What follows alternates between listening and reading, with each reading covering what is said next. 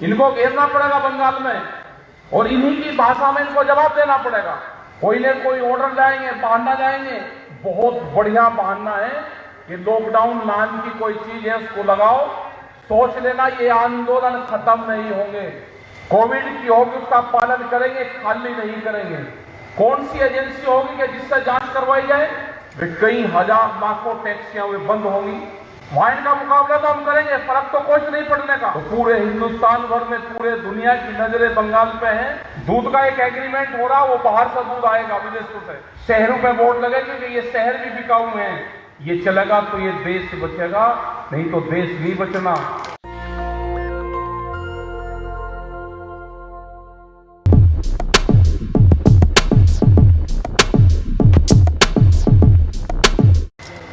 यहाँ पे हमारी सारी बहनें और मुद्दा, क्योंकि बंगाल की धरती पर आएंगे तो दिल्ली की प्रेस भी पूछती है कि बंगाल में क्या लेने जा रहे हैं। ये 29-30 तारीख के बाद में नहीं पूछेंगे। फिर हमने कहा कि दिल्ली से जो सरकार है वो दिल्ली में नहीं है। दिल्ली में तो 5 महीने से किसान बैठे हुए हैं। दिल्ली की सरकार बंगाल गई है तो उसको तलाश करने जा रहे हैं हम। बंगाल के किसान से जब ये गांव में जाते हैं तो एक मुट्ठी चावल मांगते हैं। हमने किसानों से कहा कि ये एक मुट्ठी चावल मांगते हो तो आप इसकी कीमत मांग लो कि जो भारत सरकार ने इसकी कीमत तय करी है वो कीमत क्या है, वो कीमत हमको देकर दे। ये अभी मिल सकते हैं आपको। ये 30 पहली तारीख में यहां से चले जाएंगे सब लोग। ये फिर नहीं आएंगे, फिर आएंगे 2023 के आसपास ही आएंगे। फिर तो ढूंढते रहना इनको।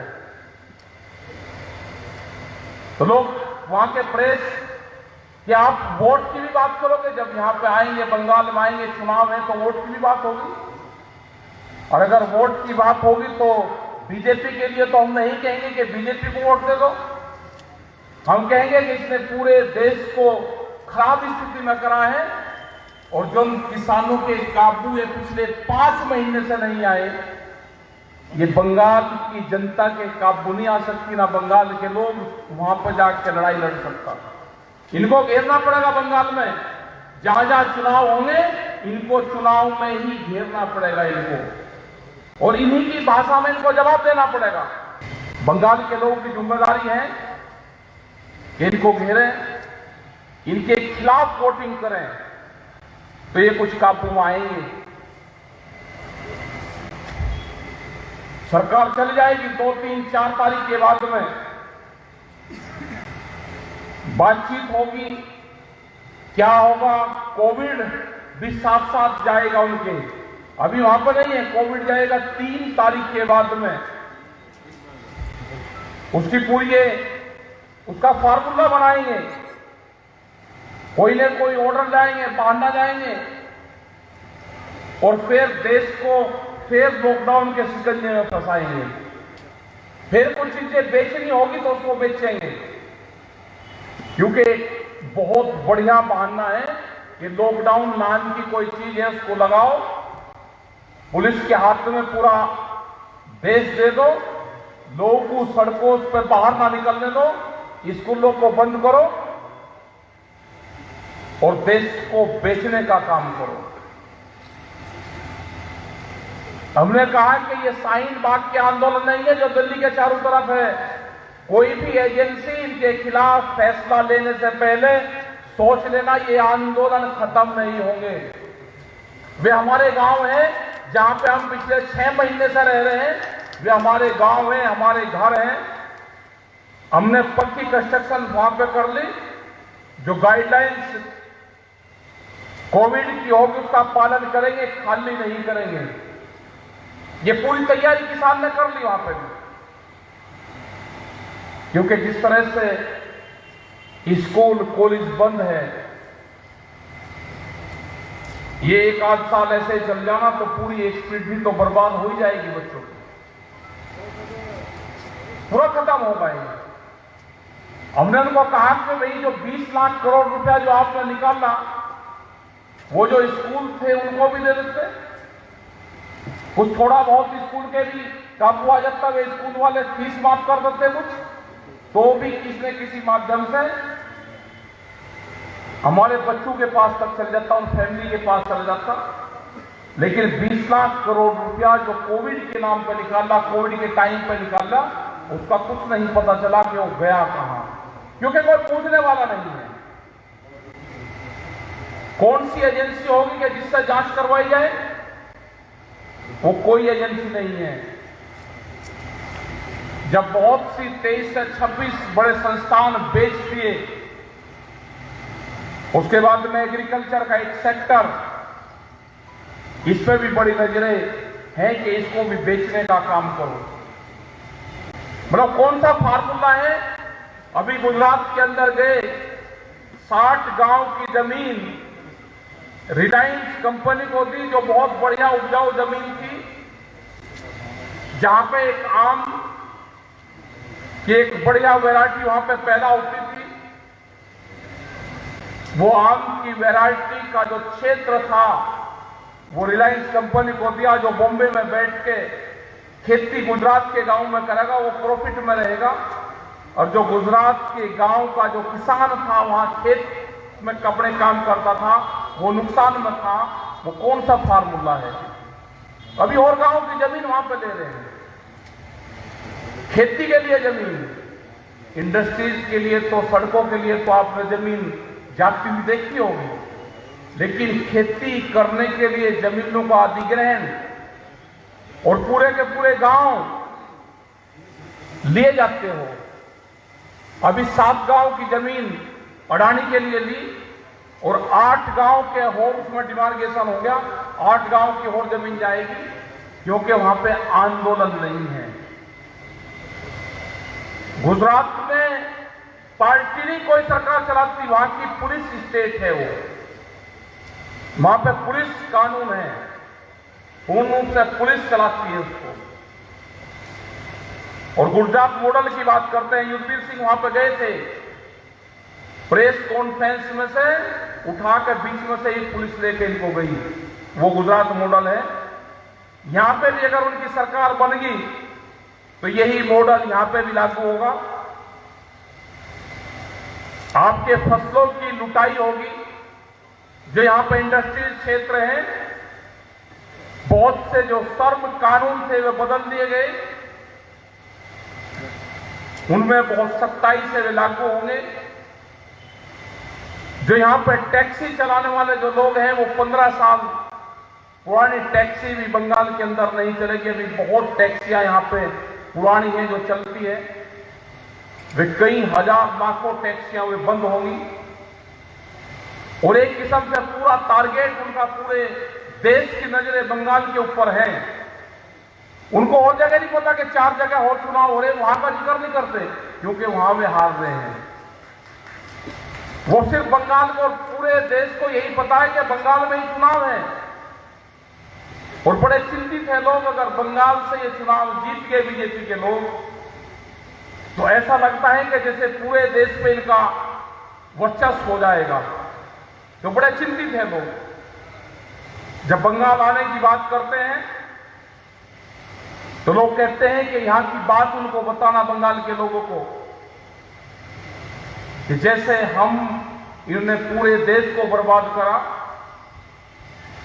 ये बहुत ताकत के साथ में फिर सामना करेंगे। वहां इनका मुकाबला तो हम करेंगे, फर्क तो कुछ नहीं पड़ने का, लेकिन थोड़ा सा टाइम लगेगा फिर हमको। और एक जो बंगाल का नाम है, जब यहां से ये हार कर जाएंगे तो पूरे हिंदुस्तान भर में, पूरे दुनिया की नजरें बंगाल पे हैं। अगर आप इनको यहां से हरा कर भेज दोगे तो इनका मनोबल डाउन होगा, इनकी ताकत कम होगी। तो ये काम आप जरूर करना और इनसे पूछना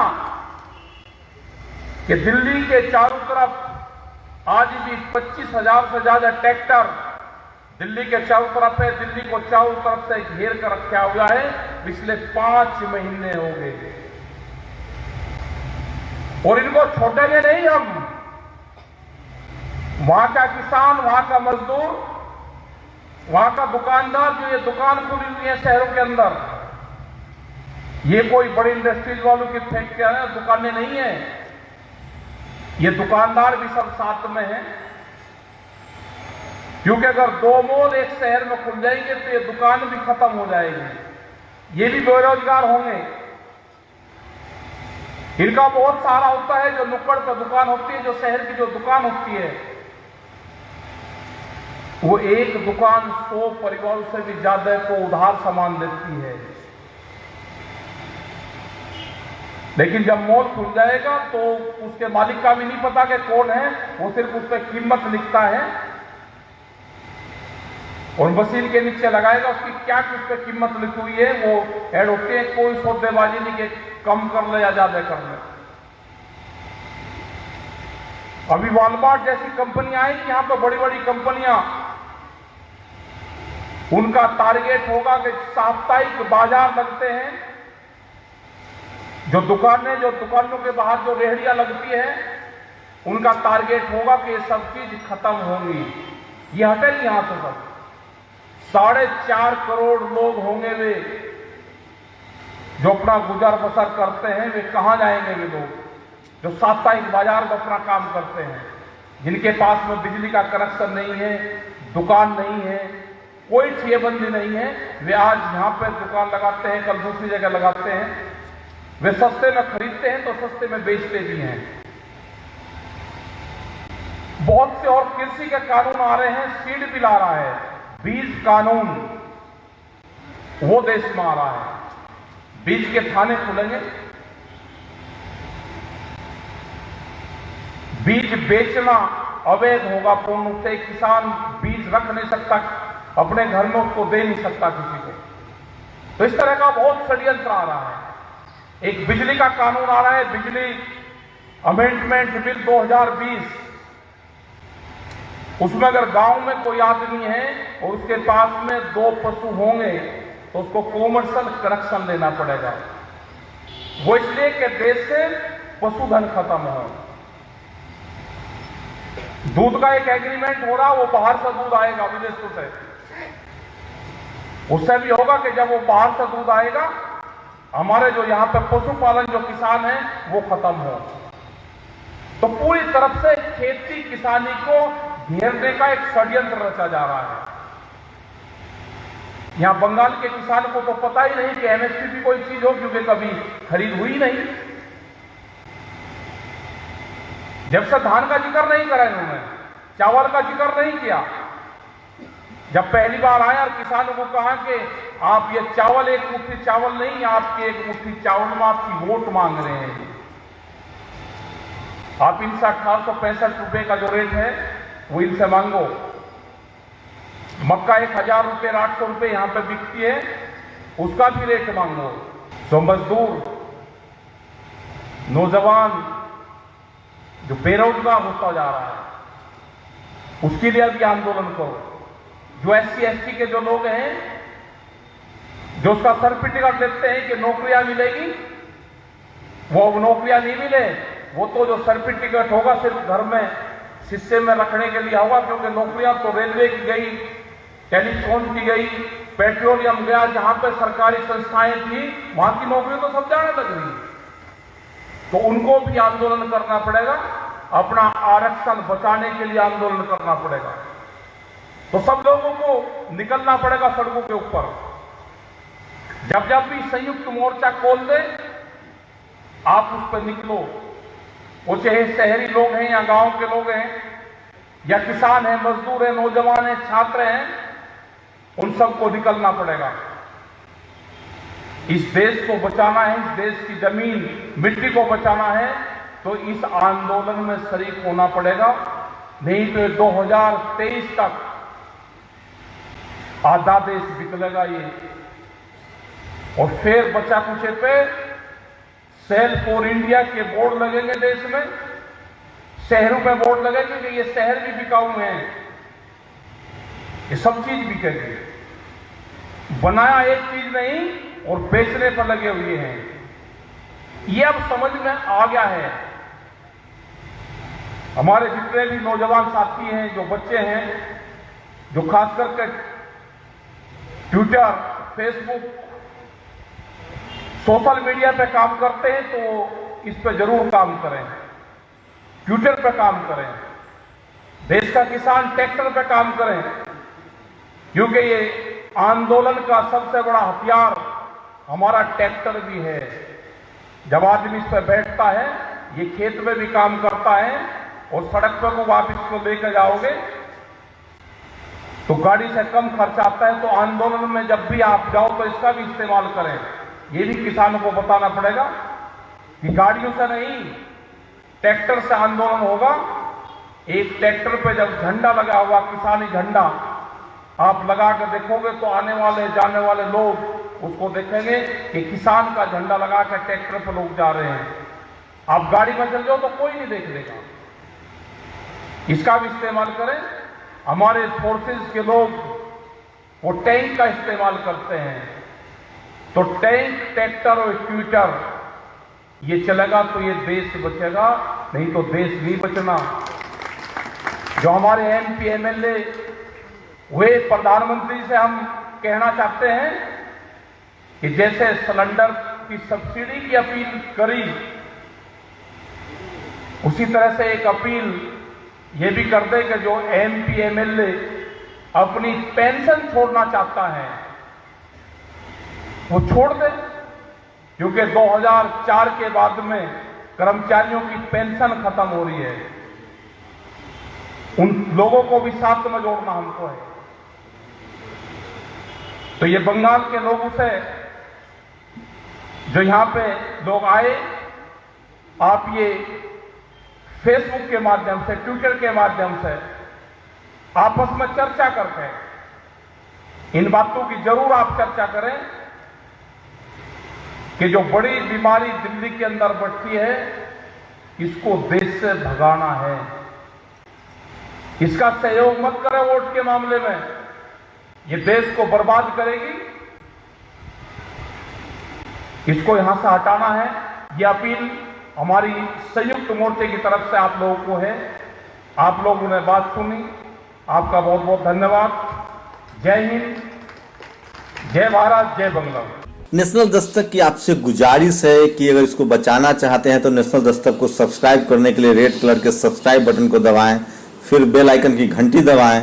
नेशनल दस्तक को बचाने के लिए बहुत जरूरी है कि हर खबर को शेयर करें, लाइक करें, कमेंट जरूर करें।